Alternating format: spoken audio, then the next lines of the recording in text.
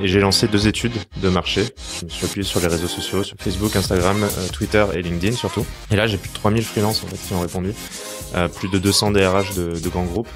Et là, je me suis dit, il se passe un truc. Il y a vraiment une adhésion, il y a vraiment un besoin fort. Et j'ai vu que les besoins des uns ne répondaient pas aux attentes des autres. Et je me suis dit, là, il y a un problème. Donc, ça va être mon rôle d'essayer de le résoudre. Bienvenue sur l'Entrepreneur en vous, le podcast où vous allez découvrir comment démarrer et développer votre propre aventure entrepreneuriale. Je suis votre hôte Nayer Saïdan et dans ce podcast, je vous fais découvrir des entrepreneurs, des freelances, des auteurs et des gens inspirants qui ont su construire et profiter de la vie dont ils ont toujours rêvé. Aujourd'hui, je reçois Romain Trébuil, le cofondateur de Yoss. Dans cet épisode du podcast, Romain partage avec nous son parcours. Il a longtemps été salarié dans les achats et les ressources humaines et cela lui a donné l'idée de Yoss. Romain nous explique comment il a validé l'idée de son business. Un soir, il lance une étude de marché sur les réseaux sociaux, 3000 freelances et 200 DRH de grands groupes répondent. Il passe les 6 mois qui suivent à rencontrer matin, midi et soir des futurs clients, des freelances et des partenaires potentiels pour améliorer et façonner son idée. Pour la suite, je vous laisse la découvrir. Vous pouvez accéder aux notes de cet épisode sur le blog en vous rendant sur l'URL suivante envou.co/4, le chiffre 4. Réveille l'entrepreneur qui est en toi, épisode numéro 4. Ça tourne! J'ai toujours rêvé de dire ça. Romain, est-ce que tu es prêt à nous révéler l'entrepreneur qui est en toi? Ah, évidemment, ouais, à vous dire tout ce qui pourra vous intéresser, j'espère, en tout cas. Excellent. Aujourd'hui, j'accueille Romain Trébuil, le cofondateur de Yoss, une plateforme qui permet de connecter les freelances tech et marketing avec les grands groupes.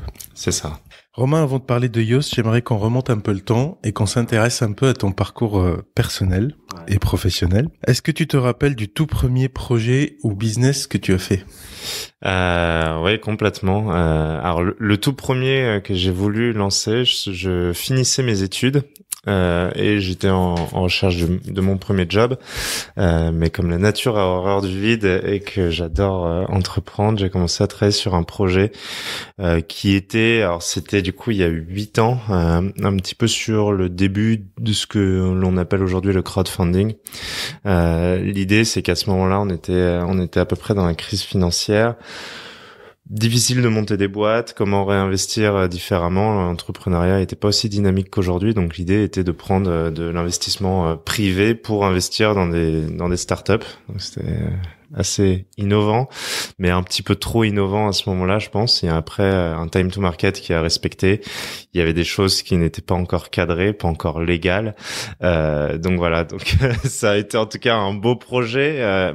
C'était surtout la première fois où j'ai réfléchi à un business model, où je me suis vu monter une boîte, où j'ai pu réfléchir aux différents aspects de ce qui construit une boîte et de ce qui la fait décoller. Et l'aspect légal et time to market en est important. Ça s'est pas fait à ce moment-là, mais ça a été partie remise quelques années plus tard. J'ai pris conscience aussi que c'est pas mal de prendre un peu d'expérience avant de se lancer. Et je suis pas sûr que j'aurais été prêt à ce moment-là il y a 8 ans. Et du coup, les différentes expériences que j'ai eues m'ont permis justement d'apporter ces briques qui font qu'aujourd'hui j'ai pu monter Yoss. D'accord. Et donc cette première boîte, elle a été arrêtée? Ouais, elle a été arrêtée au tout début, mais sans aucun regret. Ça a été un learning, ça a été 4 mois de boulot en fait, et puis après j'ai démarré sur un autre projet totalement différent. Donc aucun regret là-dessus. Moi, ce que j'ai remarqué, c'est que tu as un parcours plutôt classique, c'est-à-dire que tu étais salarié longtemps dans les services achats, si je me trompe pas. J'ai commencé en fait, donc juste après ça, j'ai été recruté par Total, sur un super projet. Une nouvelle directrice achat venait d'arriver, et là elle m'a dit voilà, il faut que je structure une organisation achat au niveau mondial. On a les achats globaux, on a les achats locaux, ça marche pas entre eux, donc il faut structurer ça. Donc vraiment avec une approche audit, conseil, ce qui m'a permis d'apporter de la structure. À la fois pour moi et pour le groupe Total sur ce service-là. Donc ça m'a bien appris. Après, j'ai entendu plein de fois, tout le monde me disait c'est génial Total, c'est une boîte, tu vas y faire toute ta carrière, tu vas y passer toute ta vie. Et ça arrêtait pas de résonner dans ma tête. Et très franchement, je m'y voyais pas toute ma vie. Mais en tout cas, j'ai adoré. J'ai passé 3 ans, je me suis assez éclaté. Et là, en fait, L'Oréal est venu me recruter. sur un poste de directeur achat dans les ressources humaines et j'ai dit oui, super. Petite prise de risque à ce moment-là parce qu'il y avait tout un chemin tracé, mais je le voulais pas. Et c'est là où j'ai aussi atterri dans une boîte qui est une boîte d'entrepreneurs en fait. Et ça a été aussi un déclic parce que j'avais commencé cette aventure il y a quelques années et là je suis arrivé dans une boîte où en fait chacun est entrepreneur, a une feuille blanche et construit son projet. Et moi c'est ce que j'ai fait. Et c'est ce qui a amené la genèse, le tout début de Fondation Dios, en fait. D'accord. Donc finalement, ton expérience dans les achats est un peu liée à l'idée de Dios, quoi. Ouais, totalement, parce qu'en fait, moi, j'étais en charge de tous les achats dans les ressources humaines. Donc, qu'est-ce que j'ai fait? J'ai mis en place une stratégie d'innovation RH. Ça passe par les ressources externes et j'ai été en charge des principaux deals mondiaux avec les grands acteurs du RH. Donc ça passe par LinkedIn et ainsi de suite. Donc ça m'a permis en fait d'avoir une vision complète sur les tendances, sur les profondes transformations du marché du travail et puis créer un écosystème aussi et connaître tous les acteurs de ce marché-là. Et en fait, c'est dans cette position où je me suis rendu compte que moi, j'avais aucune visibilité sur qui étaient les freelances. Au tout début, au sein du groupe L'Oréal, je me suis dit c'est moi, mais il y en a peut-être d'autres qui ont une meilleure visibilité. Je suis allé voir la finance, je suis allé voir les finances pour savoir un petit peu s'ils avaient une visibilité sur l'aspect dépenses. Je suis allé voir le légal pour savoir s'ils avaient une visibilité sur aussi les risques ou en tout cas la protection légale qu'ils apportent à ces freelances. Et très honnêtement, non, ils avaient aucune visibilité parce qu'en fait, les freelances sont ni gérés par les achats ni gérés par les RH, mais un peu entre les deux. Donc je suis allé voir le nouveau DRH Monde groupe de L'Oréal. Donc je suis allé voir Jean-Claude Legrand, je lui ai parlé de ce projet. Et donc moi je lui ai demandé en fait tout simplement s'il avait une vision de ses talents externes et s'il avait conscience que les freelances c'était pour lui des talents. Clairement il en a conscience. Il sait que sur tous les nouveaux métiers de la tech, les développeurs, tous les métiers data et puis du marketing digital, c'est clé de travailler, de bien collaborer avec les freelances. Et en revanche il avait aucune visibilité. Donc il m'a dit franchement ça m'emmerde et il faut mettre en place des choses là-dessus. Donc moi je lui ai proposé de commencer à bosser en soirée week-end autour de cette idée. Et c'est comme ça que c'est né en fait la genèse de Yos. Je suis rentré chez moi le soir et j'ai lancé 2 études de marché. Je me suis appuyé sur les réseaux sociaux, sur Facebook, Instagram, Facebook, Instagram, Twitter et LinkedIn surtout. Et là, j'ai plus de 3000 freelances en fait qui ont répondu, plus de 200 DRH de grands groupes. Et là, je me suis dit, il se passe un truc. Il y a vraiment une adhésion, il y a vraiment un besoin fort. Et j'ai vu que les besoins des uns ne répondaient pas aux attentes des autres. Et je me suis dit, là, il y a un problème. Donc, ça va être mon rôle d'essayer de le résoudre. C'est excellent, c'est-à-dire que t'as pas passé des mois ou des années à développer une solution. Tu t'es dit, je regarde le marché, est-ce qu'il est preneur de ça? Et là, t'as eu une réaction énorme. Et c'est comme ça qu'on sait si une idée est bonne ou pas. De toute façon, au début, j'ai l'idée. L'idée, elle était assez simple, c'est de me dire, ok, aujourd'hui, je veux rapprocher les freelances avec particulièrement les grands groupes. Et surtout, j'ai vécu dans les grands groupes, donc chez Total et L'Oréal. Et je sais un petit peu tous les avantages qu'on peut avoir, donc des salles de sport, des mutuelles, des salles de réunion, et ainsi de suite. Et du coup, je voulais apporter cet écosystème de services aux freelances. Ça, c'était l'idée au départ, mais après, tu sais pas si elle est bonne ou pas. Donc tout de suite, il faut la tester, il faut écouter le marché. Et donc ça devait être à peu près au mois de juillet. De juillet à décembre, j'ai dû rencontrer plus de 300 personnes. Donc tous les matins, tous les midis, tous les soirs, j'avais un petit déjeuner, un dîner, avec un client, avec des freelances ou avec un partenaire potentiel. Et en fait, à chaque fois, j'expliquais mon idée. À chaque fois, on me disait ouais, ça c'est bien, ça peut être moins bien, ça peut être amélioré.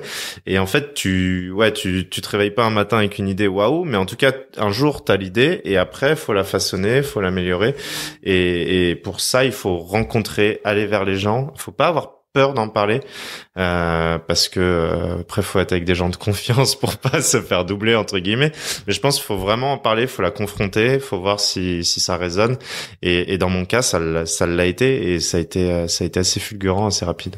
D'accord. Et après ce démarrage? Du coup après ce démarrage, donc à partir de là, moi la chance que j'ai eue, c'est que j'ai tout de suite eu des clients en fait qui ont été prêts à utiliser la solution. Donc vient la première étape, le financement. Donc du coup je suis allé pour une première levée de fonds assez traditionnelle et là j'ai eu quand tu crées une boîte comme ça et quand tu as cette idée, tu dois être ultra ambitieux. Je l'ai été, évidemment je le suis toujours. Et je me suis dit, ok, si tu lances une plateforme, une marketplace, freelance comme ça, ton objectif c'est quoi? C'est d'être leader français, européen, mondial. Donc quoi de plus naturel que d'aller voir le leader mondial des solutions RH? Et en fait, j'ai voulu changer un petit peu le paradigme, d'être dans des levées de fonds successives et d'aller un petit peu plus loin. Et je suis allé voir donc le président du groupe Adecco. Et je lui dis, voilà, Adecco, tu es le leader des solutions RH au monde. Il y a rien aujourd'hui pour les freelances. Le potentiel des freelances, c'est 3 fois la taille de l'intérim. Est-ce que tu serais intéressé à investir au sein de la solution qui s'appelait Payos à l'époque, mais qui s'appelle Yos maintenant? Et immédiatement, en fait, il a dit oui. Immédiatement, il a dit oui. Il y voyait un énorme potentiel, un potentiel aussi de le faire de façon totalement séparée, en mode start-up, pour aussi aller vite, parce que là, le time to market, il fallait aller vite. C'est l'inverse de la première expérience. Et du coup, ça nous a donné aussi, ça a été la première rencontre, parce que jusque-là, j'étais assez seul, et ça, c'est pas évident. Quand tu te lances, quand t'es entrepreneur, que t'es seul, si à la fin de la journée, en plus j'avais un boulot en même temps, donc tu bosses sur d'autres trucs, ça va pas plus avancer. Donc faut vraiment avoir une force de résistance très forte au démarrage. C'est pour ça qu'il faut vite s'entourer aussi. Et donc voilà, donc on a lancé Yos. C'est comme ça que j'ai rencontré mon cofondateur, qui était un des dirigeants digitaux du groupe Adecco. Et puis on a commencé à monter une équipe.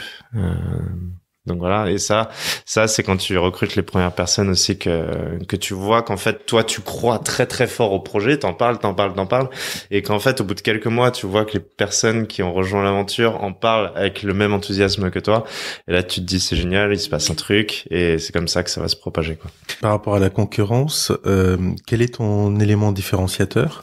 Il y en a deux. Il y en a deux qui sont différenciants dans le business model, et après j'ai 2 assets qui sont vraiment différenciants.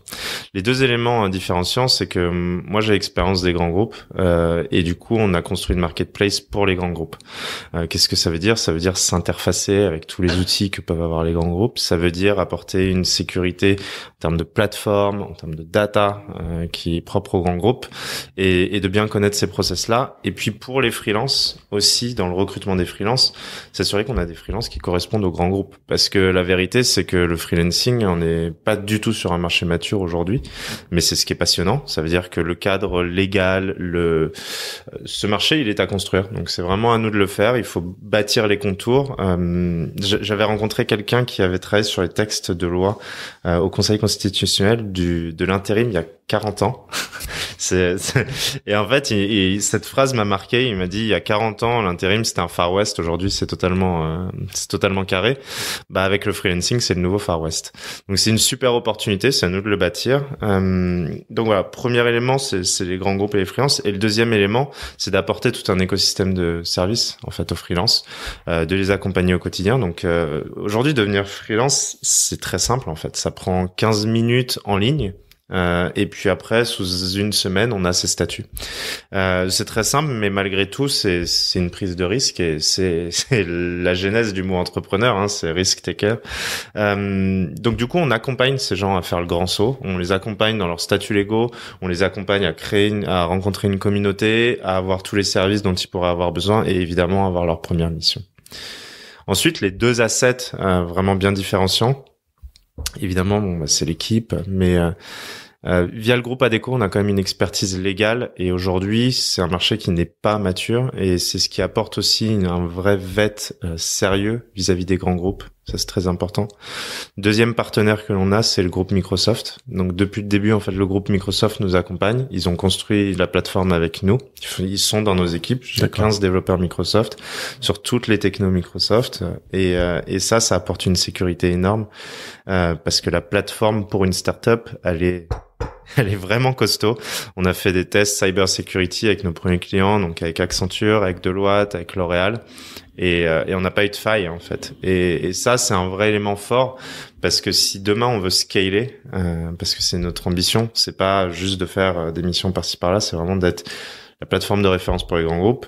Il faut être absolument robuste d'un point de vue plateforme et ensuite après investir sur notre communauté de freelance pour avoir la meilleure, plus qualifiée et puis bien l'accompagner. Est-ce que vous êtes en concurrence par rapport aux sociétés de services qui aujourd'hui font un peu ça, c'est-à-dire qu'ils proposent aux freelances des missions dans les grands groupes? Tu parles des ESN? Des ESN, ouais, voilà. Tout à fait. Aujourd'hui, oui, et c'est vraiment tout le schéma que l'on est en train de construire et c'est ce marché que l'on va disrupter. Ça veut dire que oui, j'ai des concurrents en termes de plateforme, on a tous des différences. En effet, on accompagne de A à Z, on propose un paiement en 4 jours, donc tout ça c'est des forces.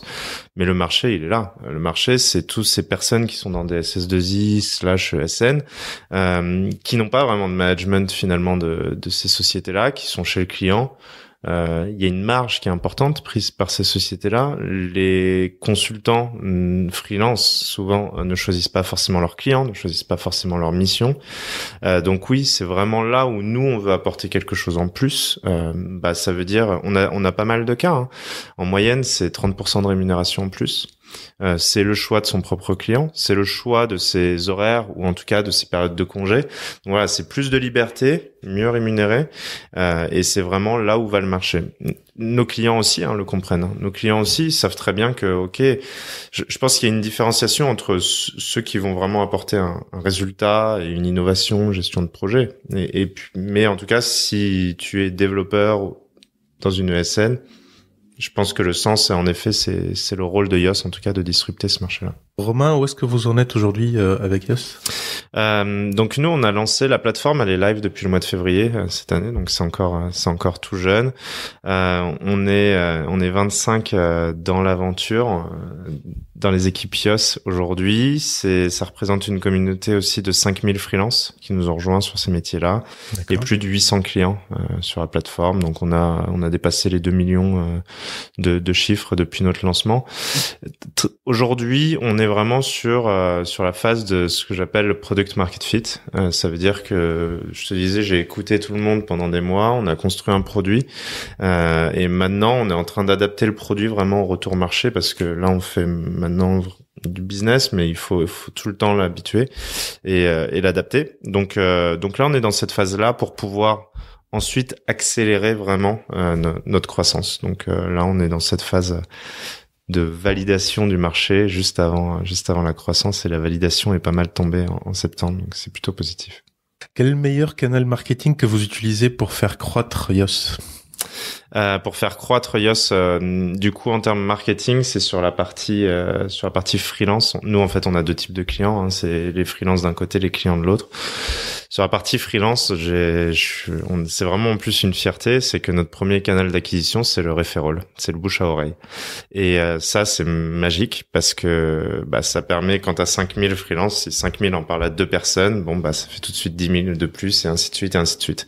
Ça prouve 2 choses, ça prouve qu'on apporte notre valeur aux freelances qui nous ont rejoints, ça prouve qu'ils sont satisfaits et qu'ils en parlent. Après, je te parlerai pas de CPA et de coûts, mais c'est aussi quelque chose d'intéressant, en tout cas pour nous.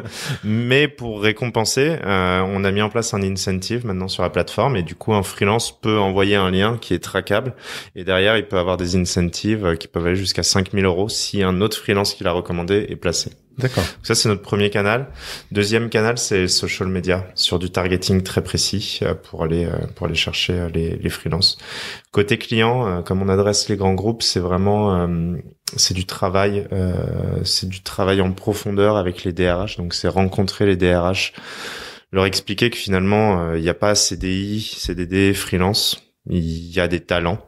Et en fait, il faut changer totalement leur mindset. En fait, toutes les boîtes de marketing ont été consumer centric. Maintenant, il faut que les RH ils soient candidate centric. Et de se dire, ok, je veux un talent. Le talent, quel type de contrat il veut? et ben je m'adapte à son type de contrat. Et du coup, c'est vraiment pour nous un gros travail marketing de contenu, d'évangélisation, voire d'éducation de ce marché-là. On travaille beaucoup du coup avec les DRH et à écrire sur ces sujets-là pour les accompagner, pour changer leur mindset. Et souvent, on a des très bons sponsors qui adhèrent totalement. Et puis après, c'est diffusé au sein des organisations au fur et à mesure. Et quand on est une start-up qui commence, comment on décroche des rendez-vous avec des DRH de grands groupes? Ils adorent ça en fait. Ils adorent. C'est presque plus facile d'avoir, et c'est pour ça que, les DRH et même globalement dans les grands groupes, ils sont curieux des startups. Ils savent que c'est là où il va y avoir des idées. Alors ils savent aussi que tout n'est pas bon à prendre. Ils savent aussi qu'il faut focaliser sur les principaux succès, parce ils ont un temps aussi à délimiter. Mais en gros, ils aiment nous recevoir, et après, il faut réussir à les accrocher très vite. Et c'est pour ça que j'ai passé beaucoup de temps avec eux au démarrage pour comprendre leurs difficultés et savoir ce qu'il faut leur apporter. Je dis pas que ça se fait comme ça, mais ça se fait. Donc c'est du travail, c'est de la cooptation, c'est du réseau. Et pareil, si t'as 2-3 RH qui sont satisfaits de toi, ils se connaissent tous, donc ils vont en parler à 3 autres, et ainsi de suite, et ainsi de suite. Après, ce qui est important, c'est notre produit, on doit le valider à plusieurs niveaux. On doit le valider au niveau RH sur la direction de l'entreprise, à prendre et à travailler de plus en plus avec des freelances de façon naturelle. Et après, notre utilisateur au quotidien, ça va pas forcément être le RH, ça va être peut-être le directeur du département, le directeur projet. Du coup, faut le faire à 2 niveaux. Eux, honnêtement, directeur projet, lui, il n'y a pas besoin de le convaincre, il sait que la ressource, elle est là. Mais comment, après, on lui facilite sa vie au quotidien.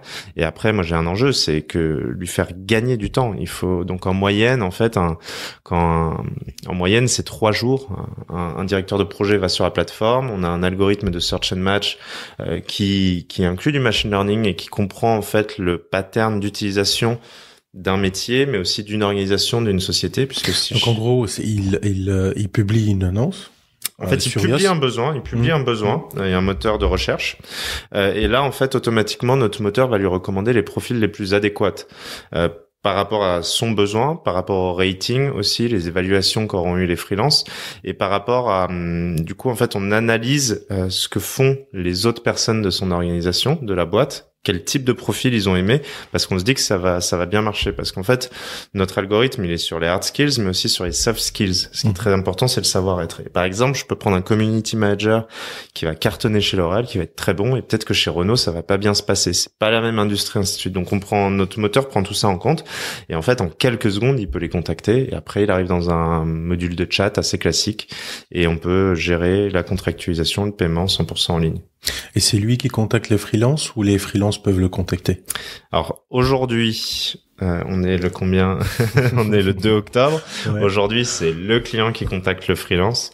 Dans moins d'un mois, il y aura une nouveauté sur la plateforme, et ça, je vous inviterai à venir la voir. Et en tout cas, les freelances pourront aussi accéder aux clients directement. D'accord. Quelles sont les prochaines étapes clés de la croissance de Yos? Prochaines étapes clés, là c'est valider le schéma. Donc là on l'a fait sur le mois de septembre. C'était vraiment un mois de succès quand on a signé beaucoup de nouveaux clients importants qui ont validé l'offre, des freelances qui sont de plus en plus satisfaits aussi, puisqu'en fait on a un rating à 360, donc on voit les évolutions. Donc ça c'est fait. Maintenant c'est accélérer la croissance auprès de nos clients, construire une communauté plus grande, plus forte et animée. Et puis après, ce sera de développer d'autres frontières, puisque freelancing s'arrête pas aux frontières de la France, donc aussi développer d'autres pays.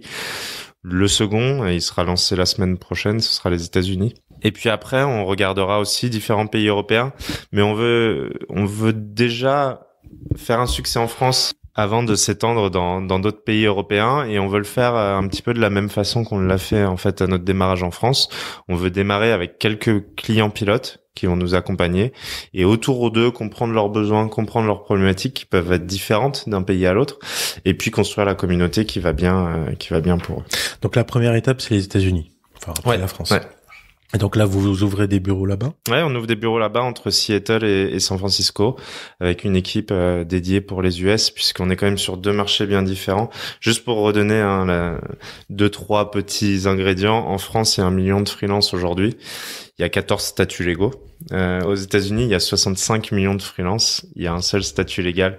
Donc c'est aussi, YOS, on met en relation, mais on apporte aussi un vet et une sécurité légale. On accompagne les freelances et on garantit ça aux entreprises. C'est pour ça qu'on pourrait être mondial en tant que tel, la plateforme, mais on veut apporter cela en plus. C'est pour ça qu'on prend aussi ce temps de bien découvrir et de bien cerner les statuts. Donc oui, c'est des marchés différents. On aura une plateforme globale. Donc ouais, non, ça va démarrer très vite. Et comment vous faites pour vous étendre à une nouvelle levée de fonds pour les Oui, nous, on a fait une nouvelle levée de fonds pour valider l'ouverture là-bas. Et puis, les équipes sont arrivées pendant l'été et là, on est prêt à démarrer. Donc les équipes seront sur place. Ouais, il y aura les équipes sur place. Et donc l'un des cofondateurs ira aussi ou on a recruté un CEO US qui va faire le job. La difficulté et je pense que c'est un point clé aussi quand on grandit dans l'engagement des équipes.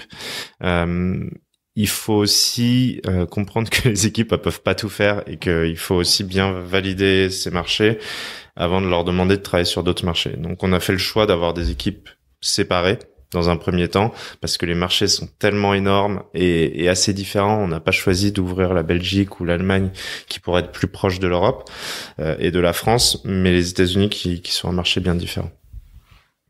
D'accord, excellent. Autre chose à rajouter sur YOS? Non, j'espère que, en tout cas, ça vous donnera envie de rejoindre la communauté, de vous inscrire. Ça prend 2 minutes, et puis de nous faire tous les feedbacks aussi pour pouvoir continuer à progresser, puisque tous ces petits déjeuners et dîners que j'avais au début, je continue à les avoir. Donc, n'hésitez pas à me solliciter pour continuer à construire ça ensemble, surtout. D'accord. Et si on a des auditeurs qui sont pas encore, qui n'ont pas de statut légal, est-ce qu'ils peuvent déjà s'inscrire, demander des informations? Alors en fait, on s'inscrit. Le processus d'inscription est très simple et très rapide. Déjà, la première chose, c'est qu'on a une exclusivité mondiale de partenariat avec LinkedIn. Ce qui fait qu'en fait, quand on s'inscrit, on sign up via LinkedIn. Ça, on n'est pas les seuls à le faire. En revanche, on peut importer toutes les données de son profil LinkedIn sur la plateforme. Et ça fait gagner un temps incroyable. Après, on va vous poser une question. Quel est votre statut légal? Est-ce que vous êtes en micro-entreprise, SASU, URL, ainsi de suite? Ou est-ce que vous n'avez pas encore de statut? Et si vous n'avez pas encore de statut, derrière, on vous accompagne pour créer vos statuts. Mais comme je le disais au début, ça va relativement vite. D'accord. Ok, excellent. Romain, on va passer au moment des temps forts.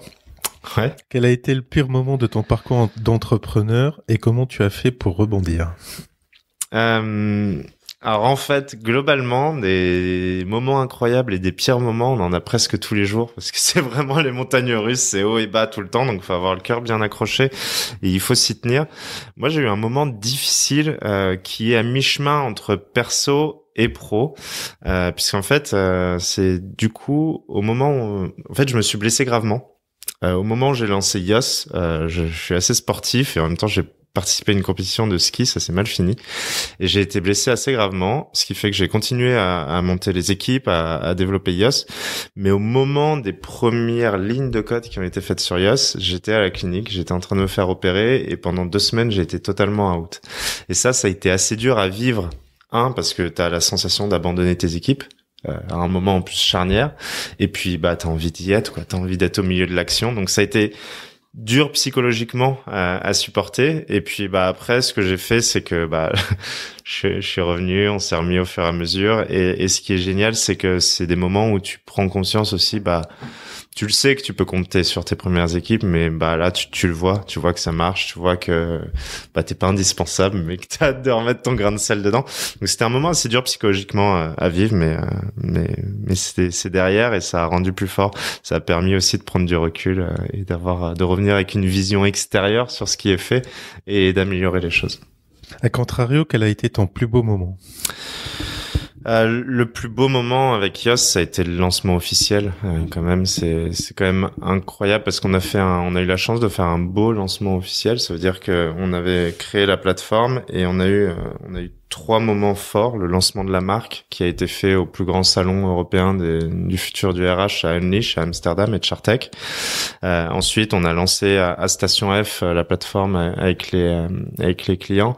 Et ce qui a été incroyable, c'est que ça a été fait de rencontres. Le lancement de notre marque. Donc, on a notre premier client où il y avait ADRH avec nous de L'Oréal qui était là, qui invite Ariana Huffington à partager ce moment avec nous. Il y avait l'ensemble de nos clients qui se sont déplacés à Amsterdam, énormément de freelance, toute la communauté tech RH, et ça c'est des souvenirs mais incroyables. Il y a plus de 200 personnes alors qu'on avait fait un petit truc au début mais juste de bouche à oreille, et puis voilà, c'était incroyable on avait quoi? On avait 6 mois de gros boulot. On s'était donné comme des dingues. Et puis, de voir que la plateforme, elle est live, ça marche. Et on avait tout l'écosystème autour de nous, des partenaires, des clients, des freelances. Et pour tout le monde, c'était la validation de l'étape 1. Et ça, c'était un super moment. Donc voilà, c'est vraiment je le garde vraiment en tête et ce sera évidemment pour toujours. Le grand moment de succès 2, on a validé l'étape 1, le lancement. Là, on est en train de valider l'ensemble du modèle. Donc, c'est ce que je disais très rapidement, mais le mois de septembre a permis de valider un grand nombre de clients importants. Et de valider l'ensemble du modèle. Et c'est notre plus grosse croissance très fortement qui s'enchaîne. Donc ça permet de valider le product market fit là et de pouvoir valider l'étape 2. Et maintenant d'accélérer à l'étape 3, d'accéder à l'étape 3 qui va être le scale et l'accélération. Romain, on va passer à ton top 5, le livre que tu recommandes. Je l'ai amené avec moi. C'est Les Aventuriers de la Liberté de Gaspard Koenig. Et en fait, les aventuriers en question, c'est souvent des entrepreneurs. Et c'est un livre qui est super intéressant puisqu'il prend quelques cas d'entrepreneurs partout dans le monde qui ont développé une communauté, une idée. Alors ça peut être business ou non business. Et en tout cas, il y en a plusieurs qui me restent en tête, dont les entrepreneurs de Kinshasa. Et c'est un pays, une ville, donc un pays, le Rwanda et la capitale Kinshasa qu'on n'a pas forcément en tête quand on parle de tech, de start-up. C'est un startup nation, un pur startup nation qui a compris qu'en fait, ils étaient plutôt en retard sur pas mal de choses. Ils se sont dit, on va pas rattraper le retard, on va aller directement à l'étape d'après. Et du coup, on voit en fait un écosystème qui se met en place, c'est absolument passionnant. Donc c'est l'histoire de quelques entrepreneurs comme ça, racontés partout dans le monde. Il y a aussi toute la tech en Allemagne, des hackers, du dark web et ainsi de suite. Donc voilà, ça parle des entrepreneurs, de ces aventuriers, parce que l'entrepreneuriat c'est une vraie aventure. Ouais, je le recommande à lire, il est vraiment agréable en plus. L'entrepreneur que tu suis ou dont t'es fan? Alors le moment tombe peut-être mal pour parler de lui, mais franchement Elon Musk est quand même quelqu'un d'incroyable, parce qu'il a pas de limite dans ses rêves, et au-delà de ses rêves, c'est le business model qu'il y a derrière. Il incarne sa marque et ce qu'il met en place. Ça a des risques et on le voit quand ça se passe mal parce que du coup c'est la boîte qui en pâtit. Mais il a cette faculté à réinventer un business. J'en avais parlé en fait il y a 2 ans. Il y a le salon de l'auto qui va démarrer, mais j'en avais parlé il y a 2 ans avec un ancien président du groupe Renault et sur la faculté qu'a Tesla à grandir.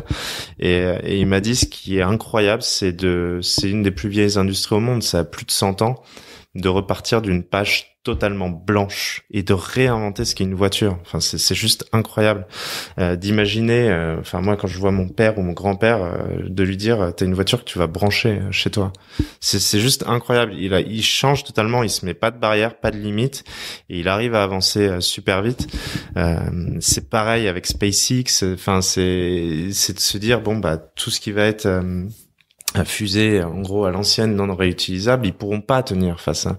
Il réinvente les business models, il a des idées en plus qui font sens, je pense aussi écologiquement, donc c'est super positif. Et puis c'est un vrai succès, c'est un vrai succès parce que la Tesla Model 3 c'est troisième voiture la plus vendue aux États-Unis, la première en termes de valo, donc ça marche. Et puis après c'est un personnage aussi, donc avec des hauts et des bas. En ce moment c'est plutôt un bas au moment où on se parle, mais c'est assez admirable ce qu'il a réussi à faire.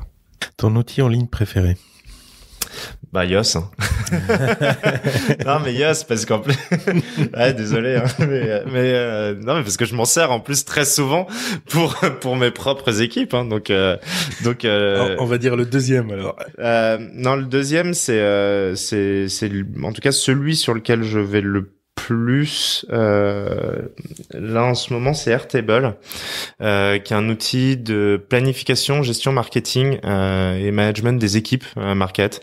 Donc ça permet en fait d'avoir une visibilité sur l'ensemble des actions, mais il y a vraiment un système d'interaction, de rating sur les priorités qui est vraiment super bien fait. Donc pour tout ce qui est marketing, communication, je vous conseille d'utiliser Airtable. Ton premier conseil pour quelqu'un qui aimerait se lancer aujourd'hui? Mon premier conseil déjà, c'est d'en parler. En fait, c'est ce que je te disais un petit peu tout à l'heure, c'est d'en parler autour de soi, c'est de rencontrer les gens, de tester et de pas avoir d'idées arrêtées et de pas avoir peur d'avoir faux parce que c'est pas grave. Mais en tout cas, premier conseil tout simple, en parler autour de soi, rencontrer et écouter tous les retours qu'on vous fera. Le meilleur investissement que tu as réalisé pour faire croître ton entreprise, ça pourrait être un investissement en termes de temps, de moyens humains, de moyens financiers, un produit, un service? Je pense que mon meilleur investissement, quelque chose de très important quand on crée notamment une marketplace, c'est l'écosystème. Ça veut dire que si toi tu te lances en termes de marketplace mais que tu veux le lancer seul, ça marchera pas en tout cas à long terme. Donc mon meilleur investissement c'est d'avoir, je pense, il y a le groupe Adecco, j'en parlais, il y a Microsoft, il y a Conto, il y a Harmony Mutual, il y a Open Classroom, il y a Live Mentor et ainsi de suite et ainsi de suite. Donc c'est tout un écosystème de partenaires qui ont la même vision que toi en fait, qui se disent ok, freelancing ça arrive, c'est de plus en plus important et du coup 1 plus 1 plus 1 plus 1 plus 1, ça commence à créer une place super importante sur le milieu du RH et du freelancing. Donc l'écosystème, et c'est vraiment quelque chose de clé. Si on regarde même une industrie un peu plus ancienne sur Internet, c'est tout ce qui est voyage. C'est les plateformes qui ont marché, c'est celles qui ont créé tout l'écosystème de voitures, hôtels et ainsi de suite. Donc essayez de recréer ça maintenant pour les freelances. Romain, merci de nous avoir accordé cette interview. Merci beaucoup à toi de m'avoir invité. Est-ce que tu pourrais dire à nos auditeurs où est-ce qu'ils peuvent te suivre? Ils peuvent me suivre sur LinkedIn, à mon nom, Romain Trébuil, sur Twitter également, pour partager les idées sur le future of work, parce que j'ai la chance du coup de pouvoir intervenir devant pas mal d'organisations, de parler des freelances, donc pas hésiter aussi à me donner des idées, parce que je serai aussi votre porte-parole et je vous donnerai feedback dessus, ça nous permettra de grandir et d'avancer. Merci Romain. Merci. Merci encore à Romain pour nous avoir révélé l'entrepreneur qui est en lui. Je vous rappelle que vous pouvez accéder à l'ensemble des notes de cet épisode en vous rendant sur le lien suivant envou.co/4, le chiffre 4. Avant de terminer ce podcast, j'ai 2 annonces importantes à vous faire. Si vous avez apprécié cet épisode du podcast, j'aimerais grandement votre soutien. Pour cela, je vous invite à laisser une note et un commentaire sur la page iTunes du podcast en vous rendant sur envou.co/iTunes. Enfin, vous pouvez écouter tous les épisodes et vous abonner sur votre application du podcast préférée. Je vous remercie d'avoir écouté ce podcast jusqu'à la fin et je vous dis à très bientôt pour un nouvel épisode de l'entrepreneur en vous. Coupez!